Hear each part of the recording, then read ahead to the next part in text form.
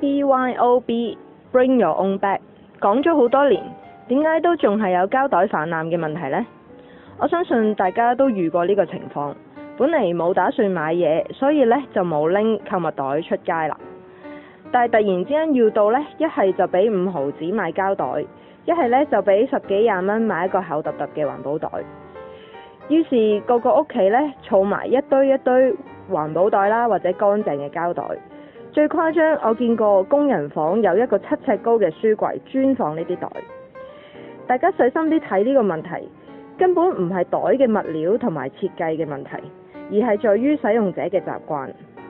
今日等我嚟同大家推銷一個概念，由 Bring Your Own Bag 到 Share All Our Bags， 共享購物袋。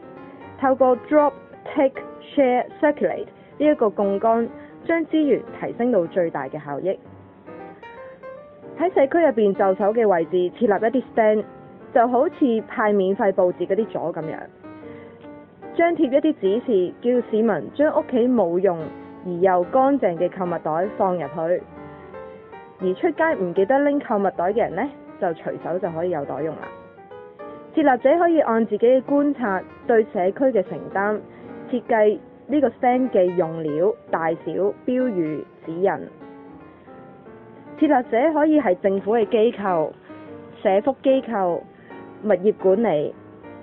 街市、商場管理，甚至係小店嘅老闆。推行期間，可能你會遇到好多問題，例如個量太多啦，又或者市民濫用啊，放啲污糟嘅袋入去咁。之前提到每個機構對於自己嘅社區都有唔同嘅崗位，可以花幾多時間整理，係推動公民社會嘅承擔。又或者清晰嘅指引可以令到使用者明白公民社會共同減廢、資源共享嘅重要呢？如果你有資金，你會選擇製造更多嘅環保袋，成為市民嘅 Your Bags 私人嘅袋，定係選擇一個令 Your Bags 變成 Our Bags 嘅方案呢？